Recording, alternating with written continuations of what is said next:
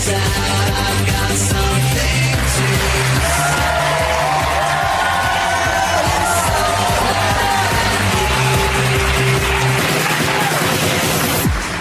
and welcome to Banter, the panel game where we try to establish what's hot and what's not. I'm Andrew Collins, and joining me to hammer out top threes in categories covering anything from Samuel Taylor Coleridge to Barbara Taylor Bradford are Lynn Ferguson. Hello. Richard Herring. Hello. Russell Howard. Hello. And Will Smith. Hello. OK, before the show, each of our panellists was given a different category. They were asked to write down their top three for that category and to put their answers into a noisy envelope. Between the rest of us, we'll be trying to come up with top threes for each of these four categories, one by one, with points scored for good suggestions, good objections, and for naming any of my personal favourites, at which you'll hear this. Now remember, that bell's a signal for me, not for you. So, without further ado, let's get straight into our first top three. Our first category is your top three islands, excluding Jersey. I'm actually fine with that, because it's like you're saying, you know, what's the best rock band in the world, not including the Beatles. So that's cool. In each round, whoever filled in the envelope for the category in question sits out of the chat. In this case, that's Lynn Ferguson. So if you sit this one out, please, Lynn. I'm sitting out. Russell Howard, would you like to start us off? Gorilla Island is it's a subsection of Longleat Zoo. It's brilliant. It is, but it's really. I took my nan there on a day out. It was really great. Not to, shoved her on the island. Yeah, no, I didn't. Yeah, exactly. Burned my dinner. Let me go. It wasn't that, but it's really bizarre. It's this really sort of bored guy in the West Country just who takes you on like a little ferry. Go over there's Gorilla Island, and flip to your left. There's Jock. Jock got quite bored a while ago, so we put Sky in his... And he's got Sky TV in his little... And you know, I was like, what channel's he got? He's just got CNN. And it's just so surreal. There's a gorilla in Longleat watching fear-mongering news. Just, oh, I can barely beat me chest. The world's in such a state, you know. Well, we've made this difficult for you by not allowing you to include Jersey, so I presume we're looking at your second favourite island first, are we? Yes. Well, Guernsey is the second largest of the Channel Islands, and with its beautiful beaches and magnificent cliffs, all that really stops it being the best island in the world is the absence of a long-running detective series. Of course, Alderney, the third largest of the Channel Islands, doesn't have a regional detective series, but it was featured in The Eagle Has Landed, when Michael Caine and his German paratroopers were exiled following his punching of an SS officer. That's right, kids, not all Germans were bad. And of course, Sark, the third of the Channel Islands, was featured in Mr. Pie, where Derek Jacobi is slightly strange and grows wings. Hang on a minute, what's Mr. Pie? It was spelt P-Y-E, it was by Mervyn Peake, isn't it? I had an image of, you know, the Pillsbury Doughboy. Yeah. Doing like a sitcom. Press my belly again, I'll kill you. Well, I'm going to give you 3 points for being the most predictable you've ever been on this series. Richard, islands. I like the Easter and Christmas islands, mainly because what I imagine goes on. All year round presents. Oh, yeah, just imagining you can have chocolate in one of them all the time. Then if you get sick of that, go, oh, Christmas trees. And I do like Easter Island, though, because that's where the statues are. And by creating those statues, whoever did it, it's a mystery. But they had to cut down trees to move them around, and so they ended up cutting down all the trees on Easter Island and making it uninhabitable. I quite like that. So all that's on there are these big statues, and they all had to leave because there was no food. Who's been to Ibiza? I've been. It was quite dull. But I'm saying nothing, because then you'll know it's not one of my top three. Take that back. What? So none of us have been to Ibiza? I've been. Look at us. I've been to... None of us? I don't think I fit in. No. Really. Come out for a drink, but it's 10 o'clock at night. You've never been, Russell? No, I went to Magaluf when I was 21. We were greeted by a man dressed up as a peanut M&M. Did you not get back on the plane? Well, no. And it was really funny because we were on this bus full of people like, yeah, well, I'm Magaluf, like that, and I was just sort of sat there going, thinking, oh my God. And I genuinely, there was a bus of like the most ancient-looking pensioners, and I'd never wanted to be on that bus more in my life. Just so you could wander on and go, what are we watching? Morse, get in. I'll tell you what's a really good island. That island from the James Bond film that Scaramunga's got. Oh, it's in Thailand, isn't it? Yeah, you can visit it. It's called James Bond Island now. Oh, right. I've got a shell with that written on that somebody brought back for me. Yeah, that's the whole Thai experience there. Yeah. Right? That's what what I'd you go want for. to know. Well, you know, I'd love to go around New Zealand, or as I call it, Middle Earth. I I discovered an island. I have an island named after me called Chard Island, because my name's Richard. And it's in Thailand. It's in an area called Trat. We were on a beach up by the sea, and I noticed about midnight on about 3 days we were there, about 10 metres out to sea, this little bank of sand appeared. This isn't a funny story, this is the most moving thing that's happened. I took my chair out and I sat on this island and I watched the moon crossing the sky. It was there for about 3 or 4 days, and I was the king of Chard Island. Did you name it? Would disappear. Well, yeah, we named it Chard Island, me and the people I was with. Isn't that just a sand dune or something? Shub's my island, and I'm the king of it, and what laws I have apply there. Hang on a minute. This could be intriguing. Yeah. What laws do you have? Yeah. Do you rule the prawns or something, or what subjects do you have? I'm the king of anyone who I want to You said you were invite. king of the ladybirds in the last show. You're clearly having some kind of breakdown. What about the Falklands? They're lovely, aren't they? They're brilliant. I call them the Malvinas. Yes, I think we should respect. Why can't we hang on to anything good? Why don't we keep Jamaica? Why do we keep that toilet? I mean, there's nothing. It's freezing, damp, it's miles from anywhere. Says the man from Jersey. Yeah. Jersey is tropical, Lynn. Let's not talk about you Jersey. drink 5 Alive there. That's it. Well, you know, none of you got mine, which is Anglesey, because we once went on holiday to Anglesey. We always went to the same place in North Wales, and one year my family, in a fit of madness, decided to go to a different place, which was Anglesey. And we got there, and we went to the house we were going to rent, and there were a lot of flies on the window, and my mum said, we're not staying here. So we left and went back to the place where we always go. Oh, really? And there's a lesson there, I think, to be learned. Always do the same thing. Or take a fly swatter. Time is up on this topic. I'm going to have to ask you for your final top threes. Richard Herring, top 3 islands apart from Jersey, please. OK, I would go for Chard Island. Tobago, where I went on holiday this year, they have a Dwight York Stadium. I reckon that's probably the only stadium in the world named after one of the ex-lovers of Jordan. Probably. And Kangaroo Island, which is off the Australian coast, because we once went there with a clown. Who's we? Me and some other comedians. Richard, what a life you've led. I know. Will Smith, what have you ended up with? Guernsey, Alderney, and in a craven attempt to get some points, Skye. OK. Russell Howard, your top 3 islands, please. River. Neverland, and let's go for Scaramunga's Island. OK, let's see if there are any bonus points if the answers match what's in Lynn Ferguson's envelope. Lynn, let us know, what are your top 3 islands excluding Jersey? It is Fantasy. The plane, boss. Cumbria. Do you know Cumbria? I've never been there with a clown, right? But it's got some painted rocks there. It's got a crocodile rock, which is a big rock that's painted like a... Crocodile? That's it. It's got an Indian rock that's painted like a... Engine. No, Native American. Oh. You got me. And it's got a big rock that used to be shaped like a lion, and that's called the Rock. No. And one of the Canary Islands, Gomera. So no matches there with what you had, Lynn. That means no extra points. But at the end of that round, if we add the points we have already, in joint last place we have Lynn Ferguson, Richard Herring and Russell Howard. Winning is Will Smith.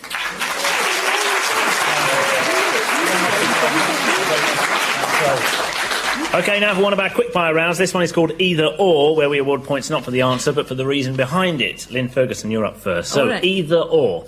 Brains or brawn? Can you have both? No.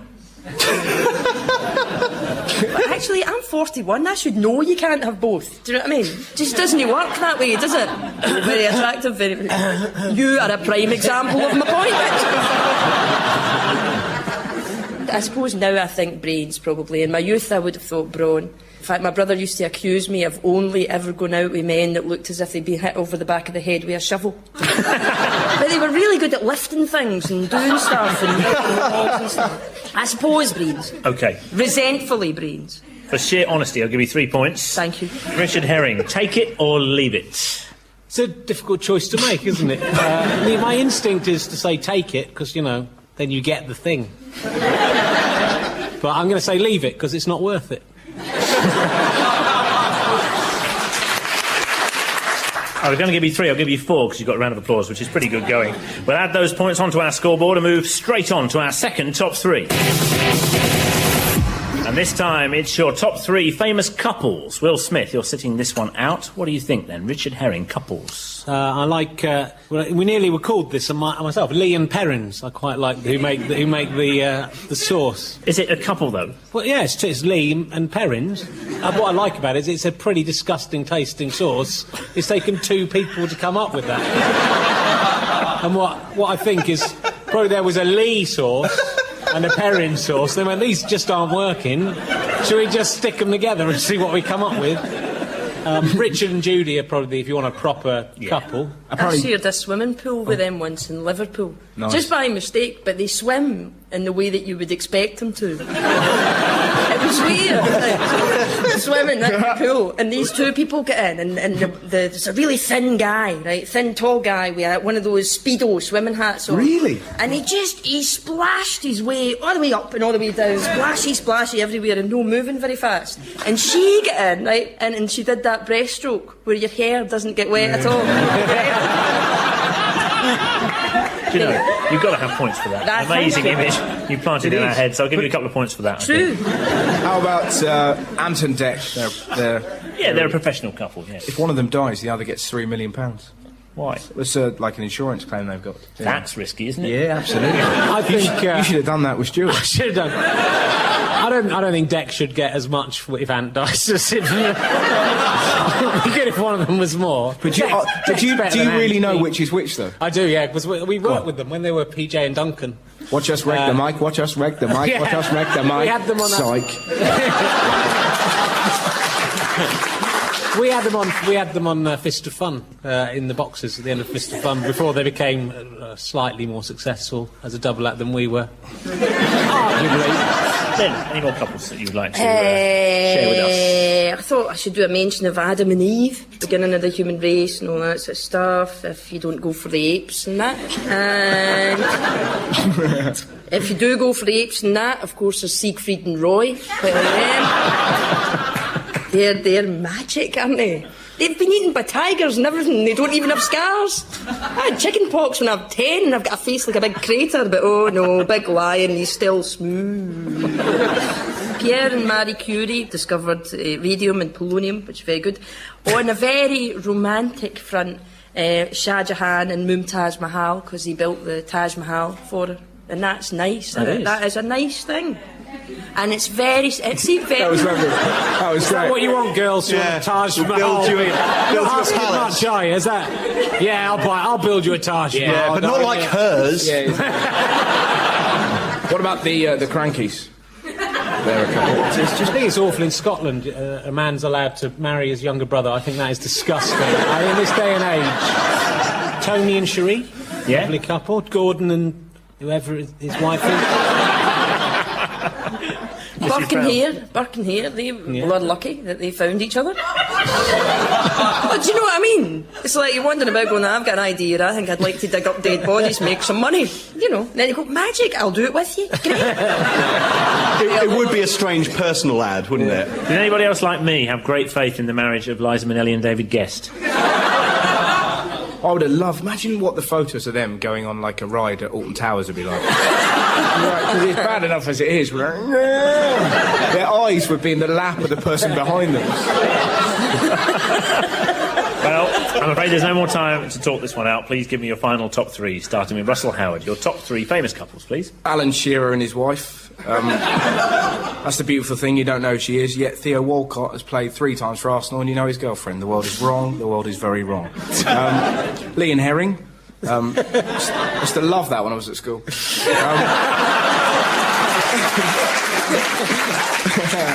And my mum and dad. Celebrities in the Thornbury area, they buy a lot of peat at the garden centre. Ben Ferguson? Siegfried and Roy, just for fantastic plastic surgery. Shah Jahan and Mumtaz Mahal. And Pierre and Marie Curie. OK, Richard Herring, your top 3, please. Ross and Norris McWhirter. Paul Daniels and Debbie McGee. Woody Allen and Mia Farrow. OK, let's see if there are any more points up for grabs. Will Smith, please tell us, from your envelope, what are the top 3 famous couples you have? I forgot it was Will. It's going to be like Aragon in that. Richard and Judy. Gordon Brown and Tony Blair.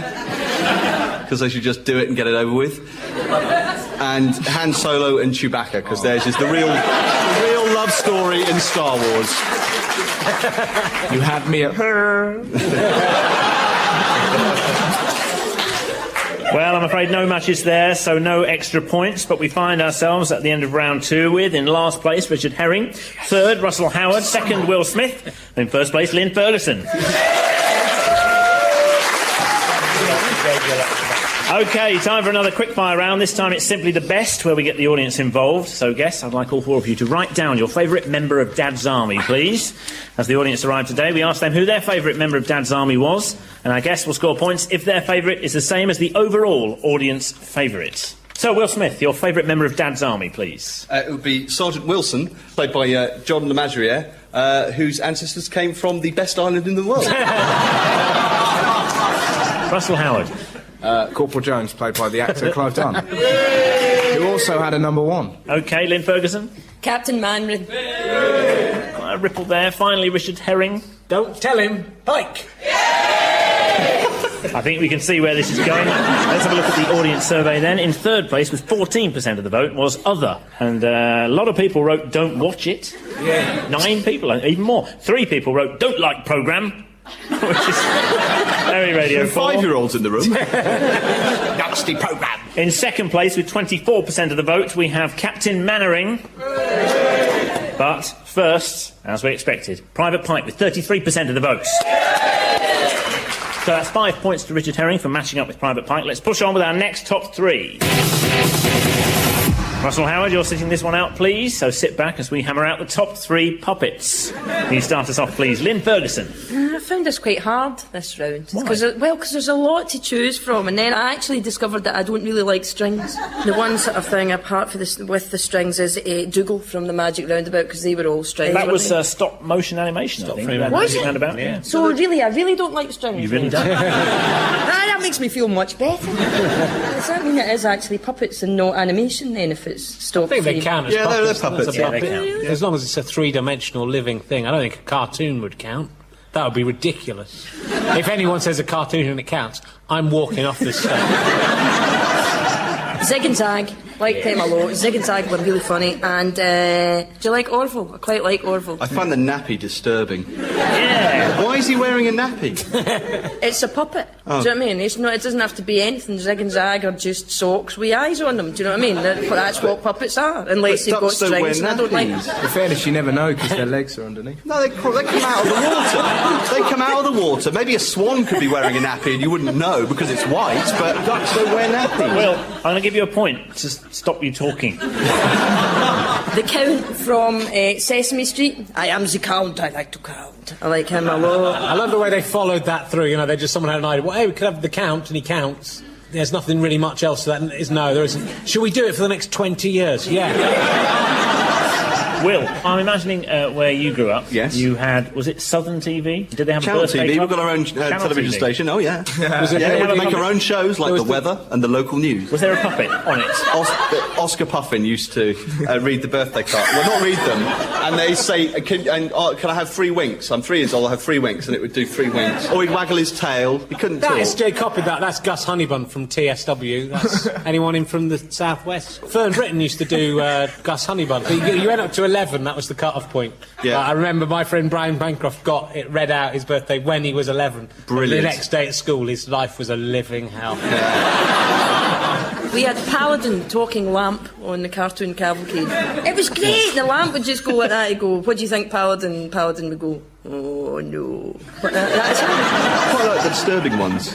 You know, like ventriloquist dummies generally are quite creepy, and Punch and Judy is just really just squawking things, facial deformity, spousal abuse. It's like 19th century Siberia in a booth. It just freaks me out, but I'm quite attracted to it at the same time. And you object to a duck in a nappy. Bagpuss. Yeah, he's a Bagpuss. puppet as well. I hated Bagpuss. So Why? It's great. Did you hear that? What don't you like about about bagpuss? It's a Made me large feel orange cat. Makes you feel sick sick. to the stomach. Why? Just so twee. Chuck the stuff in the bin, it's broken. No one's going to walk But it's past got the the shop and... marvellous mechanical it's mouse organ. It's got my to oven come out in glove. time. I thought that had gone forever. Oh no, it's been made by some puppets. Nookie Bear. Yeah, because he looks like Ross Kemp. He does a little. Tony Blair. That's right, kids. Yeah. That's me sticking it to the man. Finger Bobs. Who remembers Finger Bobs? Finger Bobs. Finger Bobs. It's a man, there was the mouse, there was a seagull. What was the seagull called? I can't remember. And there was a song which started with Yuffie lifts a finger, Yuffie. which is brilliant when you're 7, because it sounds rude, but isn't. It just sounds slightly wrong. Yuffie lifts a finger. And you think, ooh. And a mouse is there. 5 points. Hey. OK, that is your lot. Please give me your final top 3, starting with Lynn Ferguson, please. The Count, the Clangers, and Paladin, the Token Lamp. OK, Will Smith. Yoda, the Clangers, and Finger Bobs for Yuffie. Very good. Richard Herring, your top 3, please. Sweep, the true star of film. Pliny from This Morning with Richard Not Judy, voiced by the opera director Stuart Lee. And Team America. OK, another ripple of applause there. I might have to give you a populist point for that. Let's see if anybody gets any additional points here. Russell, please tell us what are your top 3 puppets. Roland Rats. Mr. Hat. And Chucky. Who's Mr. Hat? From South Park. Oh, right. Cartoon. No, it's a cartoon of a puppet. That's slightly different. It is slightly different. I'm this close to walking, I'm this close. OK, no matches there, I'm afraid, so no extra bonus points. That means at the end of this round, the scoreboard looks like this. In last place, Russell Howard. A joint second, Lynn Ferguson and Will Smith. But in the lead, Richard Herring. This could be my day. OK, time for our final quickfire round called Who Would Win? A series of hypothetical bouts of anything from mini-golf to giant chess. Again, it's points for reasons, not answers. So, Will Smith. Who would win a cattle drive? Kurt Russell or Douglas Hurd? Well, Kurt Russell may play tough guys on screen, but Douglas Hurd is the real deal. You know, he can slug it out with the best of them. He once punched out a cow to make a point in a cabinet meeting, so I'm going with the Hurd. OK, I'll give you 3 points for that, I think. And finally, Russell Howard, who would win at paper, scissors, stone? Jimmy Page, Alan Shearer or The Rock? I'll describe it blow by blow. Page opens with scissors to Shearer's paper. Shearer runs away screaming, "I'll have my revenge!" Rock turns to Page and says, "Let's do this." Page goes scissors again, but Rock goes, as ever, for Rock. He wins and roars, "Can you smell what the Rock is cooking?" To which Page says, "Is it lasagna?" 5 points. Right, we'll add those points to the scores and go straight into our final top 3. Richard Herring, you're sitting this one out. The rest of you are after your top 3 things a Cockney says. Russell Howard, would you like to start us off? Hello there, Mary Poppins. What voice was that? Dick Van Dyke. How about this? She walked into a door, didn't you, love? You should write for EastEnders, you really should. I've got another one. Cut him, you ponce. 2 points. Thank you. Will Smith. I know, the things I've heard Cockneys say most in my own experience are things like, "Oi, yeah, Lord Snooty, yeah, you, come over here, yeah, get in the warehouse, that's it, stop crying, wear the dress, now dance, like you mean it. Don't let me see you around here again." I'll give you an instant 3 points for that, I think. Lynn Ferguson, you live in London, but you don't come from London. It's true, and actually most of the people that speak Cockney rhyming slang don't come from London either. I think they come from, like, Norfolk, and they're all gentrified, aren't they? And they come here because they want to pretend to be all working class. I found a brilliant thing, right, which is, have you ever found this on the web? There's a guy who writes a thing called themanwhoffellasleep.com. And every week, right, he puts in everything that he's heard on the tube on a particular day, right? He's got, my dad's all right, he's still got no feeling on his left side, but he retires next year. Letitia isn't fat, she's chunky. She's quite curvy. She used to be fat. I suppose she's fat. It's a brilliant thing because it's just, you know, all the rubbish that you hear in the tube and you go, that's just rubbish. Yeah, he's got really arrogant since he got his Motorhead jacket. He doesn't want to know me anymore. Wow. That is fantastic. What was he You wearing? have a point for that, even though on the London Underground hardly any Cockneys are on there. Apparently this is one. Look at her Kipling's. What's that mean? Kipling Pie's eyes. Yep. Oh, I'm good at this. Yeah. I've got another one. What's the other one? I was walking down the road. Some fridge gives me grief.